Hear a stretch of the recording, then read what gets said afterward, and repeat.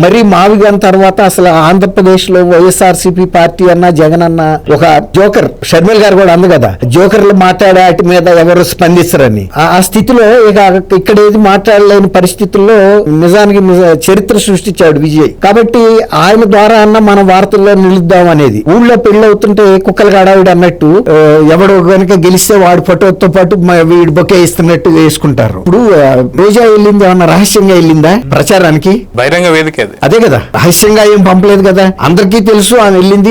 అప్పుడే అన్నారు iron leg, ఈసారి స్టాలిన్ పని కూడా అయిపోతుందని కూడా చాలా వ్యంగ్యంగా సోషల్ మీడియాలో కూడా ప్రచారం అయింది. స్టాలిన్ పక్కన చెప్పాలంటే స్టాలిన్ కి ఈక్వలెంట్ పర్సన్ రావాలి, లేకపోతే స్టాలినే ఉండాలి. ఇప్పుడు ఇట్లాంటి రోజా లాంటి ఒక లైట్ క్యారెక్టర్ వెళ్ళి స్టాలిన్ గారిని గెలిపించమని అడిగిందంటే ఆమె నగిరిలో గెలిచిందా?